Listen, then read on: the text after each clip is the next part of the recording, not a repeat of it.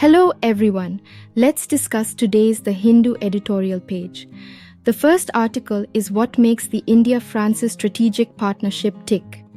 In this article, the writer says that French President Emmanuel Macron was the chief guest at India's Republic Day this year, making it his third visit to India. This year, France's Bastille Day marked the first time the two countries had a special strategic partnership. The United States President Joseph Biden had been invited initially, and his visit was followed by a Quad summit that had been accepted by the Australian and Japanese leaders when Biden declared his inability to travel. Macron's quick stepping in highlights the personal ties he and Modi have established and the importance they attribute to the relationship. The origins of strategic convergence can be traced back to 1998 when India established its first strategic partnership. In a significant statement, Chirac declared that India's exclusion from the global nuclear order was an anomaly that needed to be rectified. The strategic partnership was tested when India undertook nuclear tests in May 1998 and declared itself a nuclear weapons state.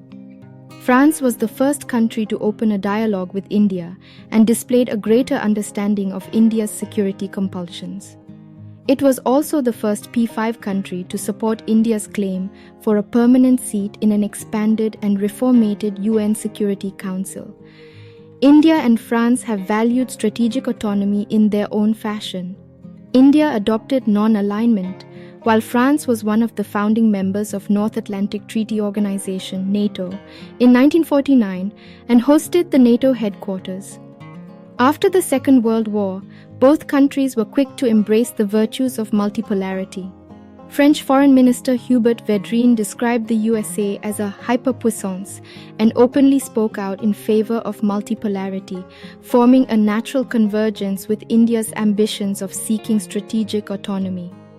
Both France and India share a common trait of civilization exceptionalism and pride themselves on their argumentative intellectualism, but have wisely refrained from preaching to each other. As a non-Anglo-Saxon nation, France found it easier and more natural to engage with India on equal terms. The nuclear dialogue, established in May 1988, grew into a broader strategic dialogue and was elevated to the level of the National Security Advisors. From the original three pillars of nuclear, space, and defense, the agenda gradually expanded to include counter-terrorism, intelligence sharing, and cybersecurity issues. Convergence has also evolved on global challenges such as climate change, reform of multilateral development institutions, and global benefits for the poor. In conclusion, the strategic convergence between France and India is a complex and evolving relationship. Both countries have a common trait of civilization exceptionalism and pride themselves on their argumentative intellectualism, but have wisely refrained from preaching to each other. The nuclear dialogue, established in May 1988, has grown into a broader strategic dialogue and has evolved to address global challenges such as climate change, multilateral development institutions, and global economic growth. The next article is, What is needed from a governor is reticence.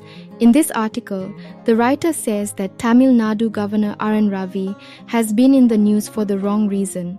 Instead of focusing on his role in steering clear of controversies, Ravi has entered the field of interpretation of historical events leading to India's independence. He is a physics student who joined the Indian Police Service and spent years in the Intelligence Bureau, IB. Ravi has not made a detailed study of India's national movement, which aimed at the comprehensive transformation of a feudal, largely obscurantist, and hierarchical society, along with the achievement of freedom from British colonialism. All the great leaders of the national movement played their part in this noble enterprise. It is intrinsically wrong for any constitutional authority to play up the role of some and denigrate that of others. Mr. Ravi has been reported as saying that the Quit India movement made little impact on the British decision to leave India. Instead, it was insecurity felt by the British at Netaji Subhas Chandra Bose forming the Azad Hind government and its army, INA, and in 1946 by the naval mutiny and the Air Force rebellion. He has also cited a conversation between British Prime Minister Clement Attlee and an acting governor of Bengal, in which Mr. Attlee said that the impact of non-cooperation was minimal, but that the British left because they felt insecure after the naval revolt and the Air Force rebellion. Under criticism for his assertions and views, Ravi clarified that he had the highest respect for Mahatma Gandhi and reiterated his views on the departure of the British from India. There is no doubt that the loyalty of Indian soldiers in the British Indian Armed Forces was a principal pillar of their rule in India. Most historians of the national movement also acknowledge that the INA and the naval mutiny shook British confidence in the loyalty of the Indian members of their army in India. Mr. Ravi was right in praising Netaji Subhas Chandra Bose's great contribution in achieving India's independence. Despite the ideological differences in leaders of the freedom movement, none of them ever denigrated Netaji or the INA. Had that been the case, it would have been possible for many lawyers to come together to defend the three officers at their court-martial at the Red Fort in 1919. The next article is from Business Standard newspaper, that is Measuring Corruption. In this article, the writer says that the Corruption Perception Index, CPI, by Transparency International has revealed that corruption in India's public sector remains a significant issue, with the country's global ranking dropping to 93 out of 180 countries from 85 in 2022. The CPI score dropped to 39,100 from 40,100, with a higher score indicating a better record. The report also identified the passage of the telecommunication law as a possible red signal. However, India's CPI score and ranking over a longer time period suggest that corruption is a genie that India is yet to defeat decisively. Since 2012, India's CPI score has been range-bound between the upper 30s and lower 40s, with its best performance in 2018 and 2019 at 41. This is similar to China's record, which has been similarly range-bound, with its latest score dropping to 42 100ths from 45 100ths.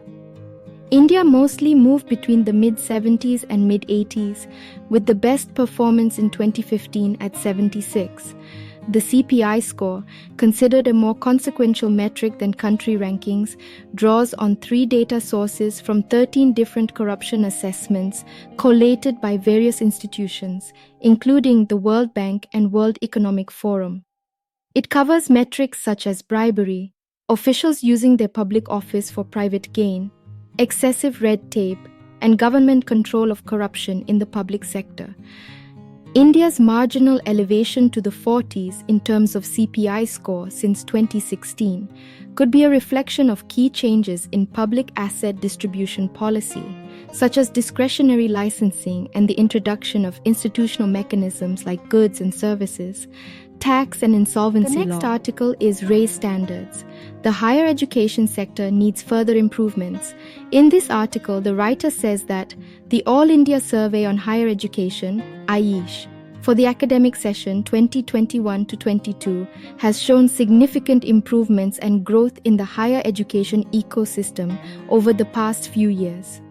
Female enrollment has reached an all-time high of 20.7 million, a 32% increase since 2014 to 15. The Gender Parity Index stands at 1.01 at the All India level, indicating that the increase in enrollment is in favor of females. The strength of female faculty in higher education institutions has also jumped by almost 22% between 2014 to 15 and 2021 to 22.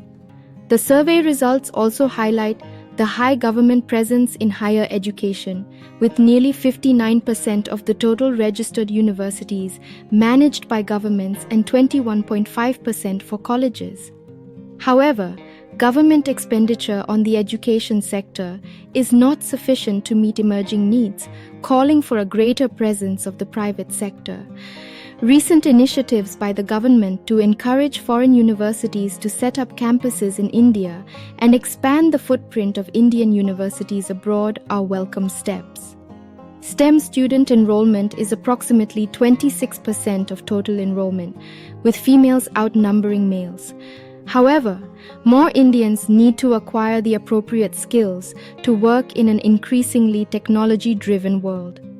The presence of international students in Indian institutions, an important indicator in the global ranking of universities, has surged in less than a decade, but a large chunk of students continues to come from South Asian nations, with Nepal accounting for the biggest share. There is a massive shortage of teachers across higher educational institutions, as well as concerns involving curriculum, publication, and research profile. Over 30% of teaching positions are reported lying vacant in 45 central universities across the country. Higher enrollment and pass rates are not a panacea for problems plaguing India's higher education.